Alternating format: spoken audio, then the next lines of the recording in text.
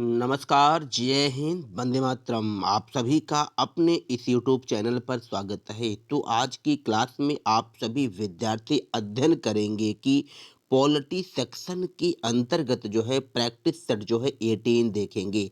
और ये जो क्लास होगी विभिन्न प्रतियोगी परीक्षाओं के लिए महत्वपूर्ण होगी। तो एक बार जो भी विद्यार्थी लाइव है वो पॉइंट टू पॉइंट सभी बातों को नोट करते चलेंगे और जो है कमेंट के माध्यम से अपने आंसर का भी चयन करते चलेंगे। तो जैसा कि स्क्रीन में आप सभी देख पा रहे होंगे कि जो पहला प्रश्न है इसमें कहा गया है कि भारतीय संघवाद में विविधताओं में एकता का प्रोन्नत करने हेतु निम्नलिखित में से किन संस्थाओं को आवश्यक माना गया है। और यहाँ पर विकल्प में है अंतरराज्यीय परिषद एवं राष्ट्रीय विकास परिषद, वित्त आयोग एवं क्षेत्रीय परिषद, एकल न्यायिक व्यवस्था एवं अखिल भारतीय सेवाएं। उपरोक्त सभी ये चार विकल्प हैं। इन विकल्पों में से आप सभी को उचित आंसर की तलाश करना है। यहाँ पर नीचे जैसा कि देख भी पा रहे होंगे कि उत्तराखंड पीसीएस प्री एग्जाम 2017 में ये क्वेश्चन पूछा गया है। तो चलिए जो है इस प्रश्न की यदि व्याख्या किया जाए तो हम देखते हैं कि कौन सा विकल्प जो है आपका सही होगा। तो सबसे पहली चीज तो आप सभी को जानना आवश्यक है कि विविधताओं में एकता का यहाँ पर तात्पर्य क्या होगा। तो जैसा कि आप सभी को पता है कि भारत जो देश है, भारत देश में विविधताओं में भी एकता पाई जाती है। जैसे यदि हम बात करें संस्कृति, सभ्यता, जलवायु, सामाजिक, आर्थिक, राजनीतिक विविधताओं में भी विभिन्नताएं देखने को मिलती है। लेकिन इन विभिन्नताओं के बावजूद भारत देश की जो भावना है वह एक है, इसीलिए कहा जाता है विविधताओं में एकता। जैसे कहने का तात्पर्य यहाँ पर यह है कि राजस्थान में कुछ भागों में जो है वर्षा की कमी है और देखिए पौंडुचेरी वगैरह में वर्षा अधिक होती है। इन्हीं जो है जलवायु के आधार पर या विभिन्न आधार पर जो है विविधताओं में एकता देखने को मिलती है। और इस प्रकार से देखा जाए तो कौन कौन से आवश्यक संस्थाएं मानी जाएंगी। तो इसमें देखा जाए तो उपरोक्त जो है सभी संस्थाएं आवश्यक मानी जाएगी, अर्थात जो विकल्प डी है यही आवश्यक होगा। चलिए यदि हम इस प्रश्न की व्याख्या करते हैं तो जो पहले विकल्प में दिया है अंतरराज्यीय परिषद दिया है। तो अंतरराज्यीय जो परिषद है इसका जो गठन किया जाता है तो भारत का जो राष्ट्रपति है अनुच्छेद 263 के तहत जो है अंतरराज्यीय परिषद का गठन कर सकता है। और इसी आधार पर देखा जाए तो सन 1990 में अंतरराज्यीय परिषद का गठन कर दिया गया था। और जो राष्ट्रीय विकास परिषद है तो राष्ट्रीय विकास परिषद की जो स्थापना की गई थी 6 अगस्त 1952 को अंतरराज्यीय परिषद की स्थापना की गई थी। और इसी क्रम में जो वित्त आयोग है तो भारतीय संविधान के आर्टिकल 280 के तहत जो है वित्त आयोग का गठन राष्ट्रपति करता है। इस तरीके से आप सभी विद्यार्थियों ने देखा कि इस प्रश्न का राइट जो आंसर है विकल्प डी हो गया है। अब हम इसी क्रम में चलते हैं नेक्स्ट क्वेश्चन की तरफ। तो जैसा कि स्क्रीन में आप सभी देख पा रहे हैं नीचे दो कथन दिए गए हैं जिनमें एक को कथन ए तथा दूसरे को कारण आर कहा गया है। कथन ए में क्या दिया है और कारण आर में क्या दिया है, इन कूटों में से सही उत्तर की तलाश करना है और आपको बताना है कि कौन सा विकल्प सही होगा। और ये जो प्रश्न है तो छत्तीसगढ़ पीसीएस एग्जाम 2019 में पूछा गया था। चलिए जो है इस प्रश्न की यदि व्याख्या किया जाए तो जो पहला कथन दिया है कि भारत एक संपूर्ण प्रभुत्व संपन्न समाजवादी धर्मनिरपेक्ष लोकतंत्रात्मक गणराज्य है। तो संविधान की जो उद्देशिका है, संविधान की उद्देशिका में ये बात जो है कही गई है कि भारत जो है एक संपूर्ण प्रभुत्व संपन्न समाजवादी क्या है, गणराज्य है, ये बात कही गई है। और फिर दिया है कारण में कि 42वें संविधान संशोधन 1976 द्वारा संपूर्ण प्रभुत्व संपन्न लोकतंत्रात्मक गणराज्य के स्थान पर प्रतिस्थापित किया गया है। तो यहाँ पर जो कारण दिया है, तो कारण जो है कथन की व्याख्या कर रहा है। तो इस आधार पर देखा जाए तो इस प्रश्न का जो राइट आंसर होगा, विकल्प जो पहला है, यही आपका राइट आंसर हो जाएगा।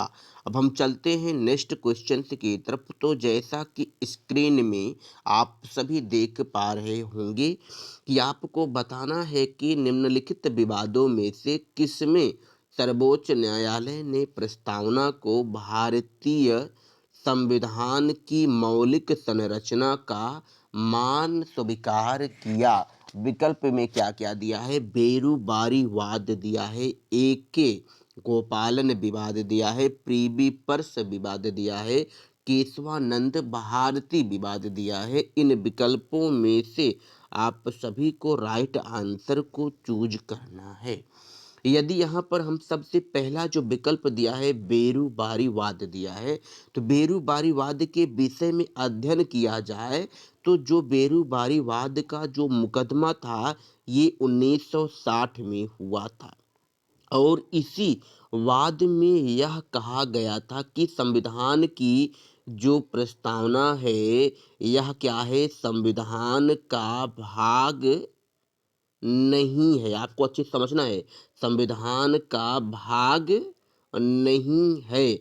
और इसी बेरुबारीवाद में कहा गया था कि प्रस्तावना जो है ये क्या है, तो संविधान की कुंजी है। इस तरीके से यहाँ पर यदि देखा जाए तो इस वाद में ये बात नहीं कही गई थी मौलिक संरचना को स्वीकार करने के लिए। और इसी क्रम में देखा जाए तो जो ए.के. गोपालन विवाद था, हम देखते हैं कि ए.के. गोपालन विवाद में कौन सी बात कही गई थी। तो एक भारतीय संविधान है, आर्टिकल 21 है। तो आर्टिकल 21 में जो है जीवन का अधिकार है, जिसे कहा जाता है प्राण एवं दैहिक स्वतंत्रता का अधिकार भी कहा जाता है। अब देखिए, ये जो प्राण एवं दैहिक स्वतंत्रता का अधिकार है, तो इसको लेकर के एक मुकदमा हुआ था, गोपालन ए.के. गोपालन विवाद हुआ था। तो इस विवाद में यह कहा गया था कि यदि जो है न्यायपालिका चाहे तो विधि द्वारा स्थापित प्रक्रिया का प्रयोग करके जो आर्टिकल 21 है इसको छीन सकती है, और जो है इसका न्यायिक पुनर्विलोकन किया जा सकता है। अर्थात यहाँ पर कहने का तात्पर्य यह है कि सभी व्यक्तियों को जीवन का तो अधिकार है। भाई, भारत के जितने भी नागरिक हैं, सभी नागरिकों को अपने जीवन की, अपने सशरीर प्राण की रक्षा का तो अधिकार दिया गया है। लेकिन यदि वह व्यक्ति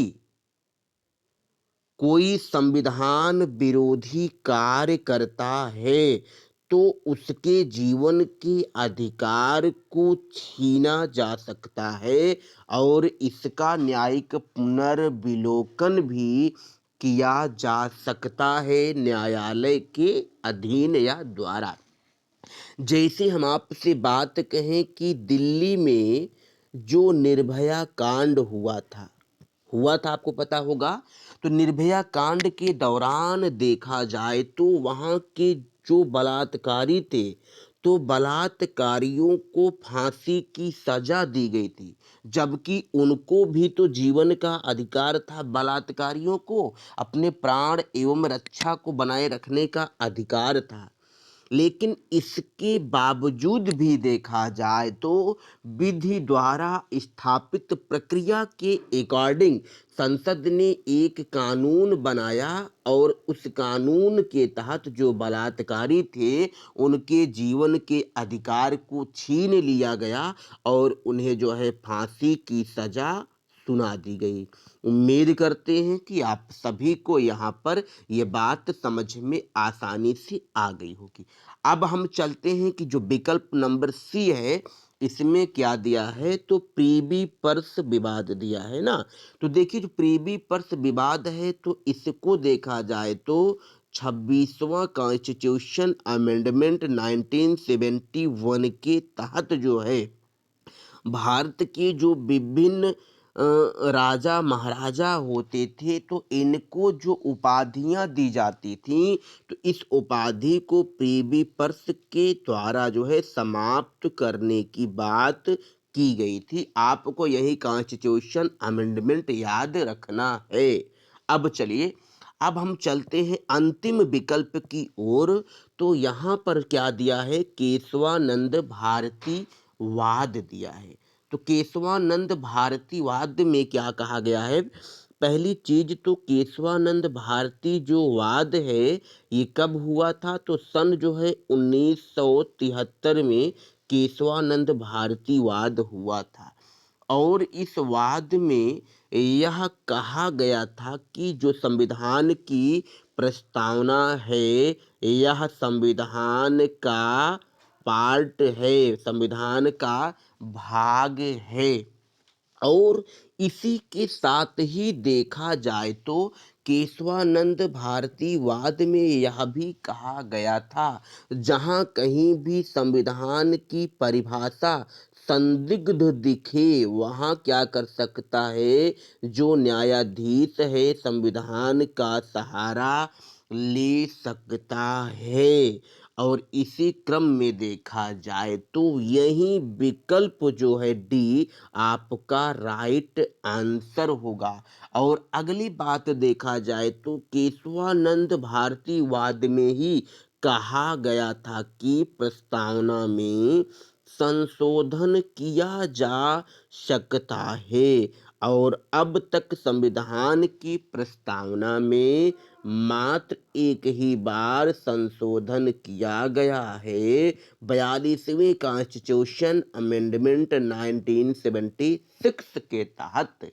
और 3 शब्दों को जोड़ा गया है, कौन कौन से, समाजवादी, पंथ निरपेक्ष और अखंडता, इन 3 शब्दों को जोड़ा गया है। उम्मीद करते हैं कि यहाँ तक आप सभी को सारी बातें समझ में आ गई होंगी। अब हम इसी क्रम में चलते हैं नेक्स्ट क्वेश्चन की तरफ। तो स्क्रीन में जैसा कि आप सभी देख पा रहे होंगे कि निम्नलिखित कथनों पर विचार कीजिए। प्रश्न क्या दिया है, संवैधानिक सरकार वह है। और यहाँ पर क्या है, 2 कथन दिए हैं, इन कथनों को पढ़ने के फलस्वरूप बताना है कि कौन सा कथन सही है। और ये जो प्रश्न है आईएएस प्रारंभिक परीक्षा 2014 में पूछा गया है। तो सबसे पहली चीज तो हम जानते हैं कि संवैधानिक सरकार होती क्या है, पहले आप सभी इसको जान लीजिए। संवैधानिक सरकार का यहाँ पर तात्पर्य यह होगा कि जो सीमित सरकार होती है इसी सीमित सरकार को ही संवैधानिक सरकार कहा जाता है। या हम कह सकते हैं कि संविधान की कानूनों के अकॉर्डिंग जो सरकार चलाई जाती है उसे ही कॉन्स्टिट्यूशनल गवर्नमेंट कहते हैं। अब हम विकल्पों का मूल्यांकन करते हैं कि कौन सा विकल्प सही होगा। तो पहला क्या दिया है कि जो राज्य की सत्ता के हित में व्यक्ति की स्वतंत्रता पर प्रभावकारी प्रतिबंध लगाती है। तो यहाँ पर आप थोड़ा सा समझें कि क्या कह रहा है, व्यक्ति की स्वतंत्रता पर प्रतिबंध लगा रही है, तो क्या वो संवैधानिक सरकार होगा? तो नहीं होगा। अगला क्या दिया है, जो व्यक्ति की स्वतंत्रता के हित में राज्य की सत्ता पर प्रभावकारी प्रतिबंध लगाती है, तो बिल्कुल ये संवैधानिक सरकार होगा। अर्थात आप सभी का प्रश्न कौन सा राइट होगा? तो विकल्प जो बी है, केवल दो, यही आपका आंसर राइट हो जाएगा। इसी क्रम में चलते हैं नेक्स्ट क्वेश्चंस की तरफ। तो स्क्रीन में जैसा कि आप सभी देख पा रहे होंगे, आपको बताना है कि संसदीय स्वरूप के शासन का प्रमुख लाभ क्या है? किसके परिप्रेक्ष्य में? संसदीय अर्थात पार्लियामेंट्री गवर्नमेंट सिस्टम के परिप्रेक्ष्य में आपको बताना है। तो विकल्प क्या दिया है? पहला है कार्यपालिका और विधानमंडल दोनों स्वतंत्र रूप से कार्य करते हैं। दूसरा दिया है, यह नीति को निरंतरता प्रदान करता है और यह अधिक दक्ष है। तीसरा दिया है, कार्यपालिका विधानमंडल के प्रति उत्तरदायी बना रहता है। तीसरा है, सरकार के अध्यक्ष को निर्वाचन के बिना नहीं बदला जा सकता है। अब यहाँ पर देखना है कि संसदीय सरकार होती क्या है।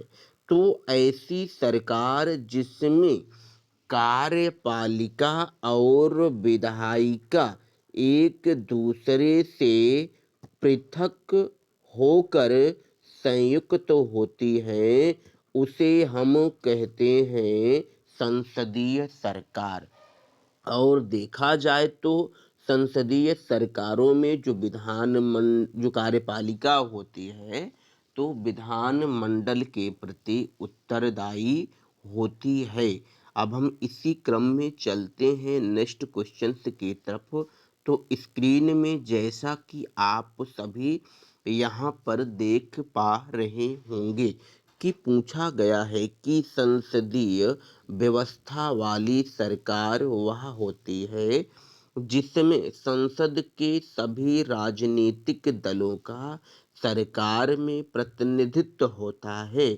सरकार संसद के प्रति उत्तरदायी होती है और उसके द्वारा हटाई जा सकती है। सरकार लोगों के द्वारा निर्वाचित होती है और उनके द्वारा हटाई जा सकती है। सरकार संसद के द्वारा चुनी जाती है, किंतु निर्धारित समयावधि पूर्ण होने से पूर्व हटाई नहीं जा सकती है। तो अभी मैंने इस प्रश्न का पिछले प्रश्न में डिटेल भी किया था, तो आपको मैंने बताया ही था उत्तरदायी होती है। तो अर्थात जो विकल्प अ, बी है, यही आपका राइट आंसर हो जाएगा। चलते हैं नेक्स्ट क्वेश्चन की तरफ। तो स्क्रीन में जैसा कि आप सभी देख पा रहे होंगे, निम्नलिखित कथनों पर विचार कीजिए। पहला कथन दिया है, भारत एक लोकतांत्रिक राज्य है। भारत एक प्रभुसत्ता संपन्न राज्य है। भारत में लोकतांत्रिक समाज है।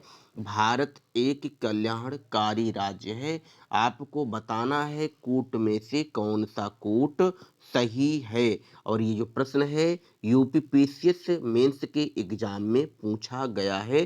तो आपका आंसर क्या होगा? विकल्प जो डी है, यही राइट आंसर हो जाएगा। चलते हैं नेक्स्ट क्वेश्चन की तरफ। तो आपको बताना है कि भारत एवं अमेरिका की राजनीतिक व्यवस्थाओं के बीच निम्नलिखित में से कौन सी विशेषताएं समान हैं, आपको बताना है।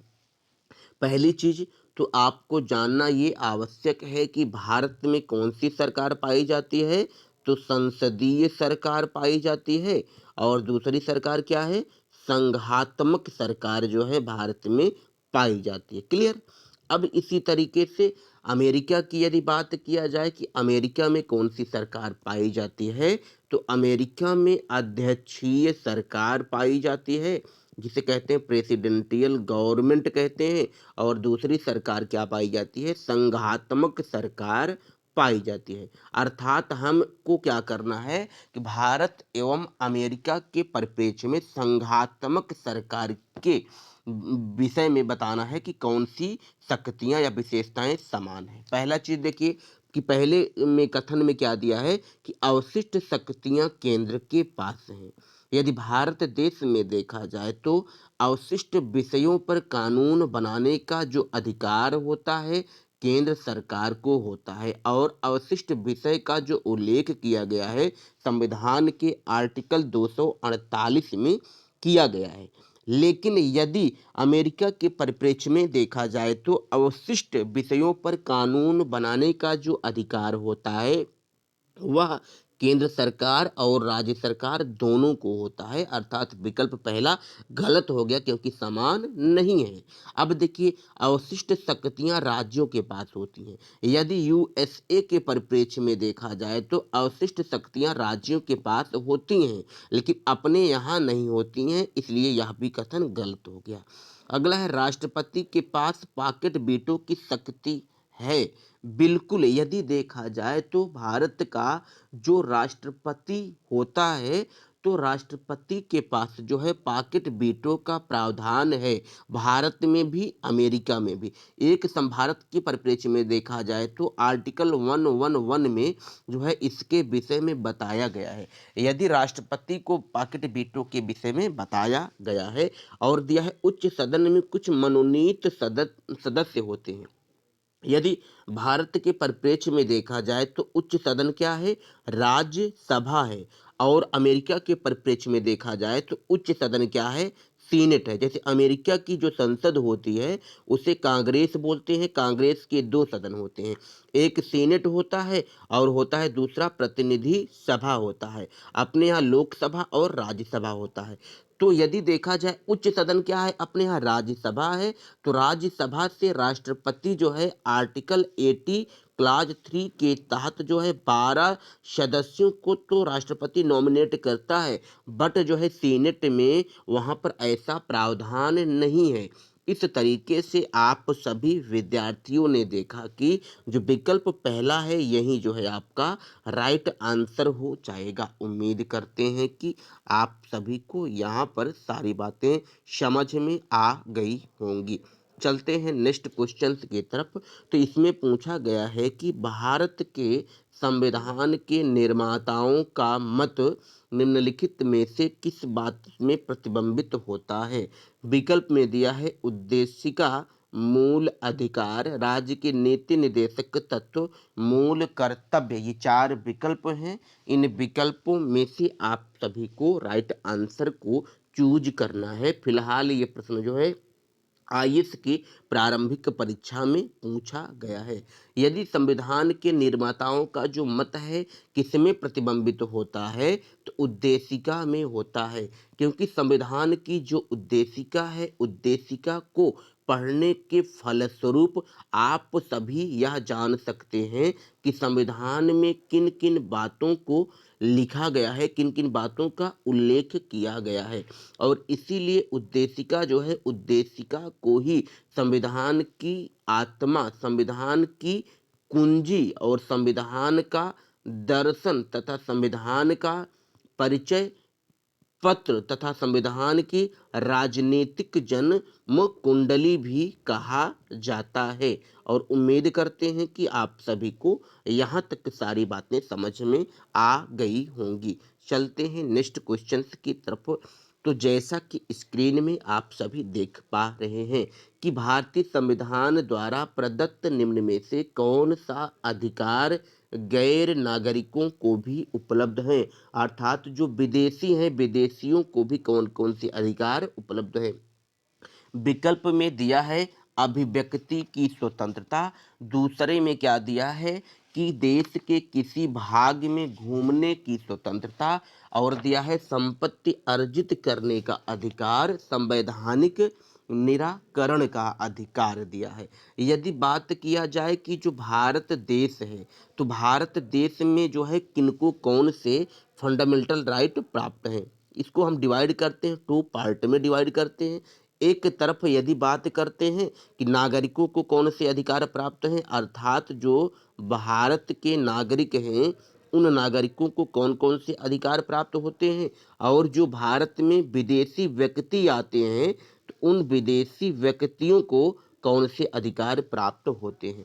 तो भारतीय जो नागरिक हैं, तो भारतीय नागरिकों को देखा जाए तो सभी अधिकार प्राप्त हैं, और जो विदेशी हैं, तो विदेशियों को देखा जाए तो आर्टिकल 14 प्राप्त हैं, और इसके बाद आर्टिकल देखा जाए तो 20 से लेकर के 28 तक जो अधिकार हैं, सभी अधिकार हैं विदेशियों को प्राप्त हैं।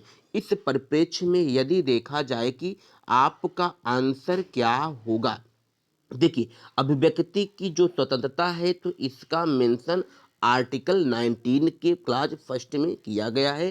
किसी देश के किसी भाग में घूमने या बसने की जो स्वतंत्रता है, इसका भी उल्लेख आर्टिकल 19 पार्ट फर्स्ट में ही किया गया है।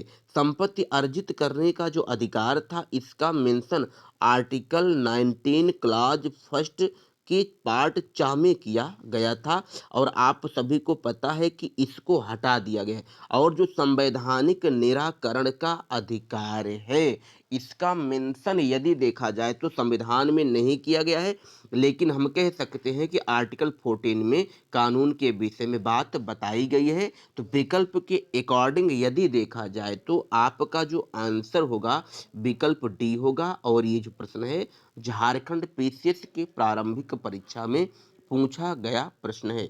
चलते हैं नेक्स्ट क्वेश्चन की तरफ। तो जैसा कि स्क्रीन में आप सभी देख पा रहे हैं कि निम्नांकित में से कौन एक अध्यक्षात्मक शासन प्रणाली का आधारभूत तत्व है। विकल्प में दिया है संविधान की कठोरता, एकल कार्यपालिका, व्यवस्थापिका की सर्वोच्चता, अवशिष्ट अधिकार राज्यों के पास। ये 4 विकल्प हैं। इन विकल्पों में से आप सभी को उचित आंसर का चयन करना है।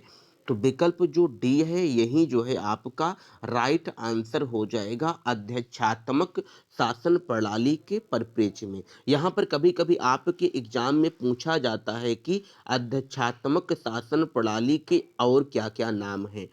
तो इस प्रणाली को जो है राष्ट्रपति की सरकार भी अध्यक्षात्मक शासन प्रणाली को कहते हैं, और अध्यक्षात्मक शासन प्रणाली को ही स्थिर सरकार भी कहा जाता है। इस तरह से उम्मीद करते हैं कि आप सभी को यहाँ तक सारी बातें समझ में आ गई होंगी। चलते हैं नेक्स्ट क्वेश्चन की तरफ। तो स्क्रीन में जैसा कि आप सभी देख पा रहे होंगे कि आपको बताना है कि लिखित संविधान का प्रारंभ किस देश से हुआ। विकल्प में है जापान, भारत, ब्रिटेन, अमेरिका। ये जो प्रश्न है एमपीपीएससी प्रारंभिक परीक्षा में पूछा गया प्रश्न है। लिखित संविधान का प्रारंभ देखा जाए तो सबसे पहले अमेरिका में ही हुआ था। विकल्प जो डी है, यही राइट आंसर हो जाएगा। चलते हैं नेक्स्ट क्वेश्चन की तरफ। तो जैसा कि स्क्रीन में आप सभी देख पा रहे हैं, आपसे पूछा गया है कि निम्नलिखित में से कौन सी जोड़ी सही है, आपको बताना है। यहाँ पर कुछ कूट कथन दिए हैं। इन कथनों को पढ़ने के फलस्वरूप आपको बताना है कि कौन कौन से कथन सही हैं। चलिए, सभी कथनों की यदि विवेचना किया जाए तो पहला जो कथन दिया है कि 8वीं अनुसूची संविधान द्वारा मान्यता प्राप्त 22 भाषाएं हैं, तो बिल्कुल 8वीं अनुसूची में वर्तमान में जो है 22 भाषाओं का उल्लेख किया गया है, लेकिन पहले जो है 8वीं अनुसूची में 14 ही भाषाओं का उल्लेख किया गया था। फिलहाल पहला कथन सही दिया है। 9वीं अनुसूची भूमि सुधार से है, बिल्कुल है। 9वीं अनुसूची जो है भूमि सुधार से इसका संबंध है। और जो 11वीं अनुसूची है तो 11वीं अनुसूची का संबंध नगर पालिका दे रहा है और 12वीं अनुसूची का संबंध पंचायत दे रहा है। दोनों विकल्प गलत है, क्योंकि 11वीं अनुसूची का संबंध पंचायत से है और 12वीं अनुसूची का संबंध नगर पालिका से है, अर्थात तीसरा विकल्प गलत है, चौथा विकल्प गलत है। अर्थात इस तरीके से पहला और दूसरा कथन जो है सही दिया गया है, अर्थात ए जो है आपका राइट आंसर हो जाएगा। चलते हैं नेक्स्ट क्वेश्चन की तरफ। तो स्क्रीन में जैसा कि आप सभी देख पा रहे होंगे कि यहाँ पर क्या पूछा गया है कि निम्नलिखित कथनों पर विचार करना है। पहला कथन, दूसरा कथन दिया है। अब आपको बताना है कि कौन से कथन सत्य हैं। चलिए, यदि इस प्रश्न की विवेचना किया जाए, स्थानीय स्वशासन लोकतांत्रिक विकेंद्रीकरण का एक प्रयोग है, तो बिल्कुल पहला कथन सही दिया है। अगला क्या दिया, भारत में 74वें संविधान संशोधन के माध्यम से पंचायती राज प्रणाली द्वारा लोकतांत्रिक विकेंद्रीकरण को मूर्त रूप प्रदान किया गया है, तो बिल्कुल ये जो है गलत दिया गया है, क्योंकि पंचायती राज को नहीं बल्कि नगर पालिका को मूर्त रूप जो है प्रदान किया गया था 74वें कॉन्स्टिट्यूशन अमेंडमेंट के द्वारा। दूसरा विकल्प गलत है, अर्थात पहला ही कूट जो है आपका सही हो जाएगा, केवल एक हो जाएगा। उम्मीद करते हैं कि आप सभी को यहाँ पर सारी बातें समझ में आ रही होंगी। इसी क्रम में चलते हैं नेक्स्ट क्वेश्चन की तरफ। तो स्क्रीन में जैसा कि आप सभी देख पा रहे हैं, निम्नलिखित कथनों पर विचार करना है। पहला कथन दिया है, सरदार स्वर्ण सिंह समिति की अनुशंसा पर मूल कर्तव्य शामिल किए गए। पहला कथन बिल्कुल सही दिया है, क्योंकि कॉन्स्टिट्यूशन अमेंडमेंट 42 के तहत देखा जाए तो संविधान में मौलिक कर्तव्यों को जोड़ा गया था और सरदार स्वर्ण सिंह समिति की अनुशंसा के आधार पर ही।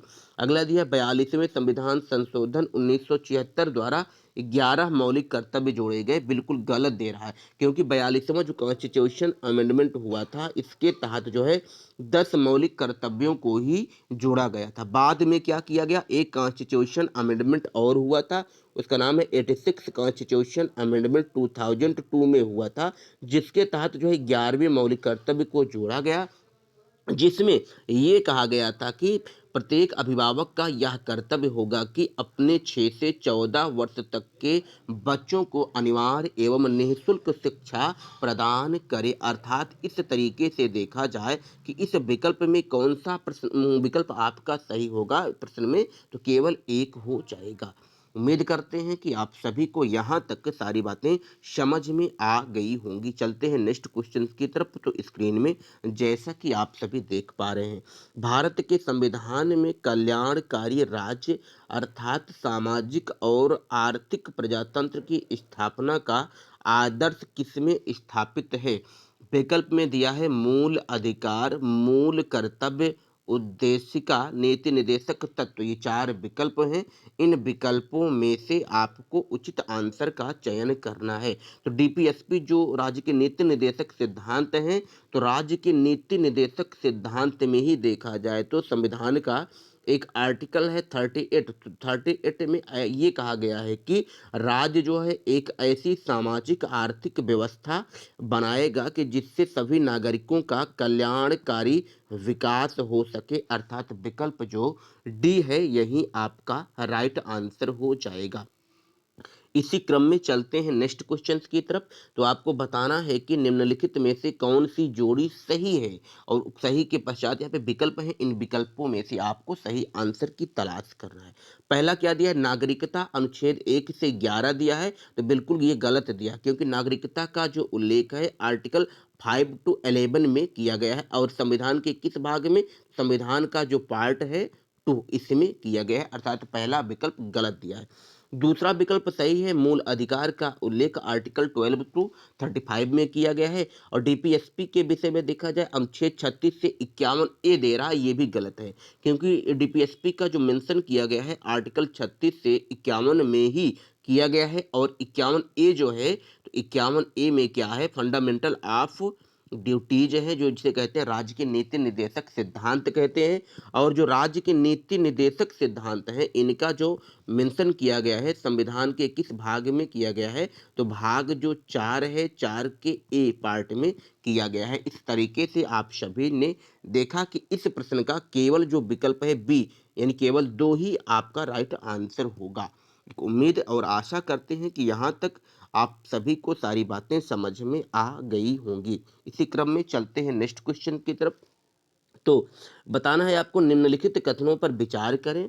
पहला कथन क्या दिया, संविधान के भाग 1 अनुच्छेद 5 से 11 तक में नागरिकता से संबंधित प्रावधान में संपूर्ण देश के लिए एकल नागरिकता की मान्यता दी गई है। पहला कथन गलत दे दिया है, क्योंकि भाग 1 में नहीं बल्कि क्या होगा, भाग 2 होगा। और भाग 1 में जो है आर्टिकल 1 से 4 में संघ एवं उसके राज्य क्षेत्र के विषय में बताया गया है।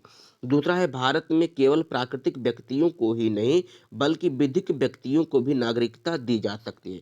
प्राकृतिक व्यक्तियों का यहाँ पर तात्पर्य यह होगा कि वर्तमान में जो भारत में रह रहे हैं, जो भारतीय हैं, उनको प्राकृतिक व्यक्ति कहा जाएगा। और इस प्रकार से देखा जाए, जो विधिक व्यक्ति है अर्थात जो विदेशी होते हैं, इन विदेशी नागरिकों को क्या कहा जाता है, विधिक व्यक्ति कहा जाता है। बिल्कुल, कुछ संविधान में कुछ कानून हैं, उन कानून के अकॉर्डिंग प्राकृतिक और विधिक व्यक्तियों दोनों को नागरिकता दी जा सकती है। इस आधार पर आपका जो विकल्प होगा केवल बी, अर्थात केवल दूसरा हो जाएगा। चलते हैं नेक्स्ट क्वेश्चन की तरफ। तो जैसा कि स्क्रीन में आप सभी देख पा रहे हैं, निम्नलिखित कथनों पर विचार करें। पहला कथन क्या दिया, राज्य का नाम बदलने के लिए विधेयक राष्ट्रपति की सिफारिश पर ही प्रस्तुत किया जाता है। अगला दिया, इस तरह का विधेयक के लिए राज्य की सहमति अनिवार्य है। और कथन में से आपको बताना है कौन सा कथन सत्य है। संविधान का एक आर्टिकल है आर्टिकल 3, तो आर्टिकल 3 के तहत देखा जाए तो नए राज्यों का गठन किया जा सकता है। और नए राज्यों के गठन के लिए प्रोसेस क्या है, तो राज्य का नाम बदलने के लिए जो विधेयक होता है, तो राष्ट्रपति की पूर्व सहमति पर ही सदन में लाया जा सकता है। बिल्कुल पहला कथन सही दिया है। और विधेयक के लिए राज्य की सहमति अनिवार्य कह दे रहा है, अनिवार्य है, तो अनिवार्य नहीं होती है। हाँ, ये है कि राज्य के जो एमएलए होते हैं, एमएलए से जो है इनसे सहमति ली जाती है। लेकिन यदि ये एमएलए ऐसा करने से मना भी करते हैं तो संसद के ऊपर कोई प्रभाव नहीं पड़ता है, वह जो है नए राज्य का गठन कर सकता है, अर्थात अनिवार्य नहीं है। इस तरीके से देखा जाए तो जो विकल्प 1 है वही जो है आपका राइट आंसर हो जाएगा। और एक उम्मीद और आशा करते हैं कि आज की ये जो सेशन है आपको जो है बहुत अच्छा लगा होगा। यदि किसी भी प्रकार से ये वीडियो आपको अच्छी लगती है तो आप जो है अपने इस यूट्यूब चैनल को सब्सक्राइब कर सकते हैं और जो है इस लिंक को एक दूसरे के पास शेयर कर सकते हैं। तो आज के लिए इतना ही। जय हिंद, जय भारत, वंदे मातरम।